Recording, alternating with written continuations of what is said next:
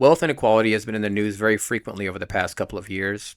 First off, let's get something straight. Wealth inequality in and of itself is not inherently bad. On the contrary, it can spur innovation and investment.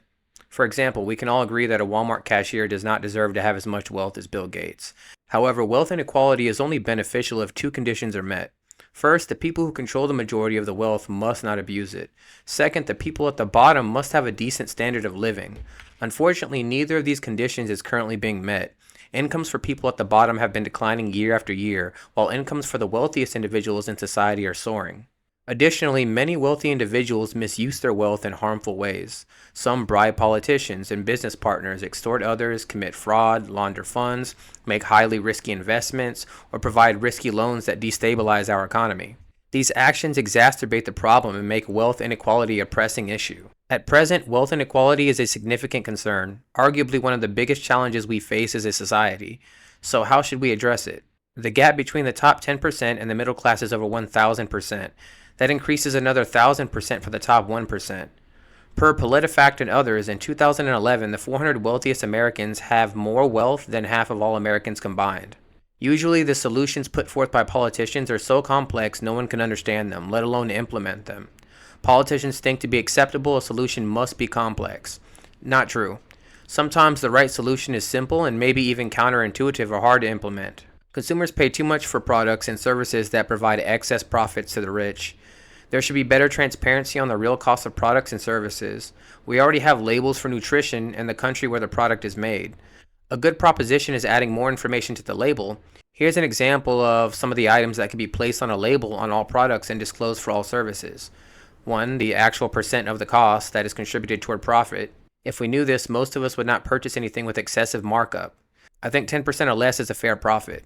2. The salaries of the CEO, the chairman of the board, the CFO, and the salary of the lowest paid employee. It must include all the perks, stock options, and golden parachutes. 3. The percentage of the product or service that is from outside of the U.S. Many of us will buy American if we know the product is actually made in America. We all know people who are born with a silver spoon in their mouth. It gives them a substantial head start in life with access to the best education and employment. The rich just keep getting richer, and so do their kids. According to the Institute for Policy Studies, over 60% of the Forbes richest 400 Americans grew up in substantial privilege. A decent proposition which requires caution is that the government establish limits on inheritance such as $1 million. The media reported that the top wealthiest 1% possess 40% of the nation's wealth, the bottom 80% own only 7%. There are propositions that the government can establish limits on wealth. Some estimate a cap of 10 million, others up to 30 million. According to reports, the richest 1% in the US now have more additional income than the bottom 90%. Furthermore, the average employee needs to work more than a month to earn what a CEO earns in 1 hour. An interesting proposal is that the government establish a ratio between the salary of the CEO and the lowest paid employee. If the CEO gets a raise, everyone must get a raise.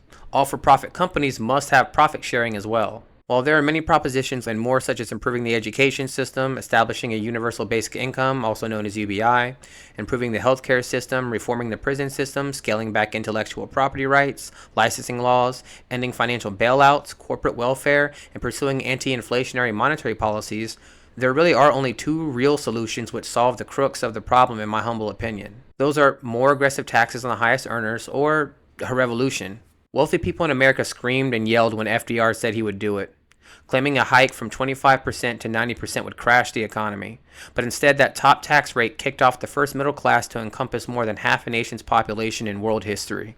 Succession is over, but spoiled, entitled billionaire man-children are still very much with us, running social media companies, owning newspapers and television networks, and funding politicians and judges who then keep their taxes low and regulations minimal. America's billionaires and soon-to-be trillionaires pay an average of around 3.1% as their functional income tax rate.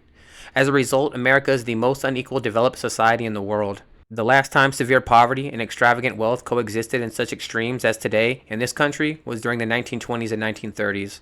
The last time we saw the consequences of such inequality was during the Republican Roaring Twenties 100 years ago, when Warren Harding dropped the top income tax rate from 91% to 25%. The morbidly rich openly bought our politicians, and gangs whose names are still known today roam the country robbing and killing with impunity. Franklin D. Roosevelt's New Deal put an end to all of that, and we need to repeat his example today. FDR raised the top income tax bracket from 25 to 90%. Wealthy people in America screamed and yelled, claiming it would crash the economy, but instead, that top tax rate kicked off the first middle class to encompass more than half a nation's population. As Roosevelt noted in 1936, a number of my friends who belong in the very high upper brackets have suggested to me on several occasions of late that if I am reelected president, they will have to move to some other nation because of high taxes here. Now, I will miss them very much. FDR created America's first widespread middle class with a combination of high taxes on the rich and strong unions for working class people. He broke the politically corrupt power of organized wealth for 2 generations. The people who were obscenely rich throughout the era from the 1930s to the 1980s had mostly inherited their money from their 19th century Gilded Age ancestors, like the Rockefellers, Vanderbilts, DuPonts, and Carnegies. Because the combination of the 90% income tax bracket and union demands for meaningful wages kept inequality at reasonable levels. Rich people were still rich, but that top income tax bracket combined with the power of unions kept the average CEO from taking much more than 30 times what their lowest paid worker made every year. Today, some CEOs make more than 1,000 times what their workers make. FDR's and LBJ's social safety nets caught Americans before they could fall into the dire poverty that characterized earlier eras when Republicans ran the show. Social Security and unemployment benefits, both rolled out by FDR in the 1930s, lifted the elderly and the jobless out of poverty, and LBJ's Medicare and Medicaid 1960s kept Americans healthy. The result of this was that crime went down and lifespans increased. When the grinding inequality of the Roaring '20s and the Republican Great Depression went away in the 1940s and 1950s, the crime sprees and hate-promoting demagogues went with it. Working people with decent wages and benefits, after all, have neither the time nor the need to engage in criminal activity. Corporate executives lived and worked in normal, albeit upscale, neighborhoods. You can watch an episode of Bewitched or The Dick Van Dyke Show from the 1960s to see the homes Madison Avenue executives and media bigwigs lived in. And workers made enough to sustain a decent lifestyle. Nonetheless, the morbidly rich campaigned relentlessly to take us back to the oligarchic 1920s, demanding tax cuts and union busting. They funded media campaigns, think tanks, publications, judges, and politicians. In 1981, they got their guy in office. Reagan dropped the top tax rate all the way down to 27% and destroyed the nation's air traffic controllers union as his opening salvo in the modern-day Republican war against workers. Reaganism kicked off a 42-year-long explosion of wealth at the very top of our economic hierarchy, making today's billionaires richer than the pharaohs. They compete with each other to see who can own the largest private jets and mega yachts, multiple mansions all over the world, private islands, and even their own spaceships. Simultaneously, the middle class began its collapse from 2/3 of us in 1980 all the way down to today's 45%. And today it takes 2 incomes to sustain the same middle class lifestyle that could be done with just one when Jimmy Carter was president. So here we are in a situation much like the one that FDR faced when he first came into office in 1933. Homelessness stalks the nation. A handful of morbidly rich individuals own more wealth than the bottom half of Americans. Violent crime is at Bonnie and Clyde levels. And workers are terrified of their employers, who force them to sit through anti-union indoctrination sessions or lose their jobs. To solve this crisis, we must gather and gain the political strength and will to once again raise the top income tax rate up to 90%, to overturn the Taft-Hartley Act, and to restore the right to unionize without interference, and to strip the poison of big money out of our political system. The morbidly rich will squeal at even the mention of these tried and tested solutions, just like they did in the 1930s. They'll warn that the country will collapse or that communism will take us over and will become Venezuela or Cuba. They'll say that the job creators will go on strike like in a Ayn Rand novel and take the economy with them to Galt's Gulch. And like FDR, we need to call them on their bullshit. As President Roosevelt once told America, in 1776, the fight was for democracy and taxation. In 1936, that is still the fight, Mr. Justice Oliver Wendell Holmes once said. Taxes are the price we pay for civilized society. One sure way to determine the social conscience of a government is to examine the way taxes are collected and how they are spent. And one sure way to determine the social conscience of an individual is to get his tax reaction. Roosevelt noted that as a society became more modern and complex, the demands on government increased along with the need to pay for its services through taxes. The need for our commons had expanded as our population and our technologies grew. But, he noted, I am afraid we have many who still do not recognize their advantages and want to avoid paying their dues. It is only in the past 2 generations that most local communities have paved and lighted their streets, put in town sewers, provided town water supplies, organized fire departments, established high schools and public libraries, created parks and playgrounds, undertaken, in short, all kinds of necessary new activities which, perforce, had to be paid for out of taxes. He framed the need to raise taxes on the morbidly rich into the 90% region. Between 1932 and 1936, he cut income taxes on people making less than $50,000 a year as a patriotic thing to do. It was, Roosevelt claimed, and the finest of American traditions. He stated, ever since 1776, that struggle has been between two forces. On the other hand, there has been the vast majority of our citizens who believe that the benefits of democracy should be extended and who are willing to pay their fair share to extend them. On the other hand, there has been a small but powerful group which has fought the extension of those benefits because it did not want to pay a fair share of their cost. And that small but powerful group had more than their share of frontmen back then. The Fox News host of that day, who claimed that giving workers power or raising taxes on the morbidly rich was somehow against the natural order of things, that it would distort the nation's economy and end CEOs' ability to run their businesses, leading to either communism or economic disaster. Again, FDR took the truth right to them. He said, "You would think, to hear some people talk, that those good people who live at the top of our economic pyramid are being taxed into rags and tatters. What is the fact? The fact is that they are much farther away from the poorhouse than they were in 1932. You and I know that as a matter of personal observation. When you tax billionaires at 90%, they're still fabulously rich, and you have the resources to rebuild a happy and healthy middle class across the nation. We did it before, and the result was the creation of the world's first and largest middle class, a life expectancy never before seen in all of history, and a level of peace and prosperity that held its own until Ronald Reagan took a meat axe to it. We can do it again if we want to preserve our nation. In fact, we must do it again." Remember the Occupy Wall Street movement? Theirs was a protest against the 1%. However, the 1%ers beg to differ. They have responded with a revolution of their own, a revolution from above, the one currently underway in the United States. The objective of the revolution is to ensconce and enhance the power of the 1%. Why? So that they could never be threatened, they hope.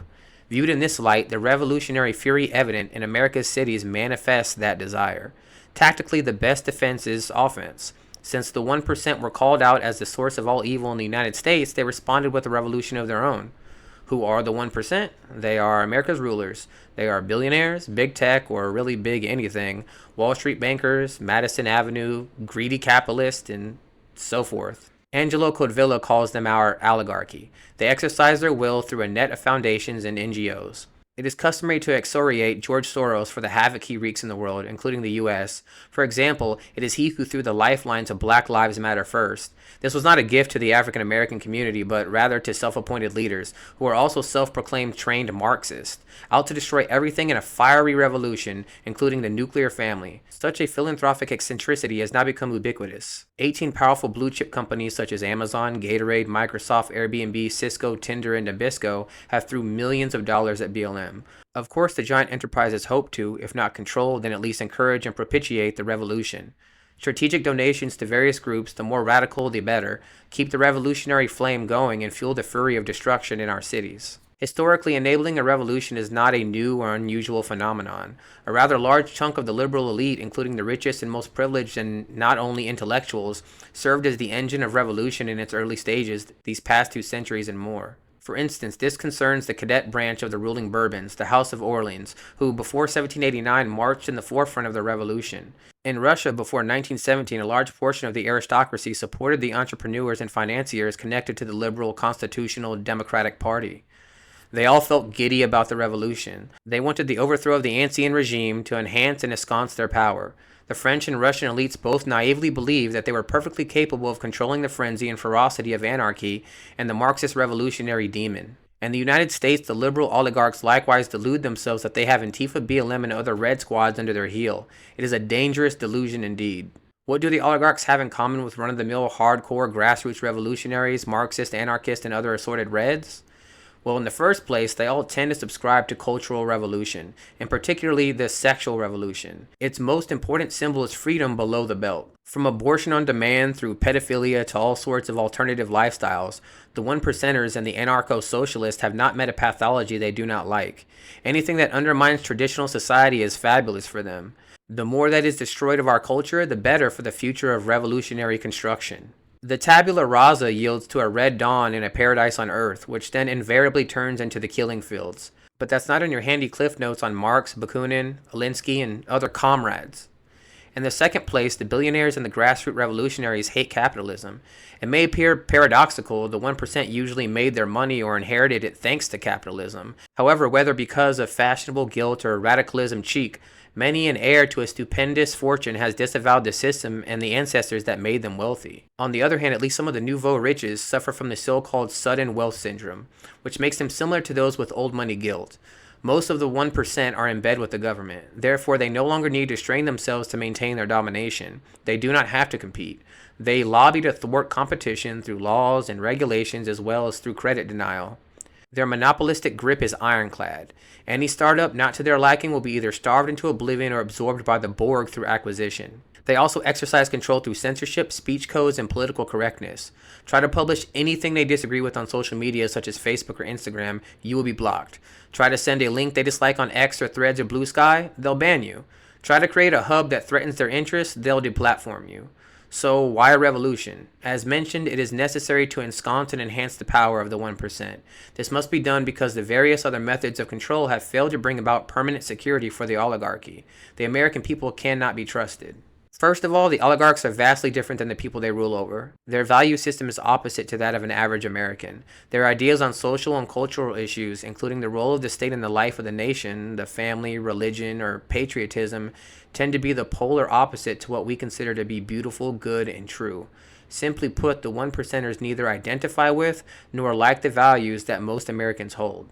Since the oligarchs have so far failed to train Americans appropriately and to correct their reactionary beliefs, they must be subjected to a revolution from above. Those who stage manage the revolution, and at this point it is still possible to do so, are furious that people still dare to have their own ideas and oppose the social engineering leading to a brave new world. Further, people, despite decades of indoctrination, do not always vote the way they should. After all, horror of horrors, they elected populist Donald Trump as president, which is a great shock to the forces of progress. This must stop. For the oligarchs, the best way to thwart the stubborn, reactionary reprobates is to unleash a race war upon the United States. This is why the hardcore of the cadres of Antifa, BLM, and others can afford to travel around the nation, coordinating local demonstrations and riots. Plane and train tickets, cars, fuel, and hotels cost money. One must also eat and pay the bills. Who pays for all of this? Who bails them out of jail? After all, the revolutionaries are too busy with the revolution to make a living. They are either trust fund kids or they have sugar daddies who manage the revolution from above. Meanwhile, American cities are burning. The mob vandalizes cars, overthrows monuments, destroys stores, and beats people up, sometimes even killing the innocent. Some of them are simply local scum, but some of the destroyers are revolutionaries who raise funds for their activities through robberies, for instance, in New York. They not only enjoy financial backing from the 1%, but they also benefit from the ubiquitous clackers and enthusiastic cheerleaders in the corporate media. Let us repeat, the so-called mainstream liberal media tends uniformly to support the revolutionaries. It constantly spews the poison that America is allegedly evil, racist, and accursed. It is rotten through and through because of its homophobia and white privilege. Therefore, the rioters are justified. This is the standard narrative. If it sounds like an echo chamber of the beliefs of the 1%, that is because it is. So what do we do? The first step is to understand the menacing phenomena before our eyes. The second is to counteract them, because when voting no longer matters, the only solution left is violence. Hold up. Wait a minute. Something ain't right.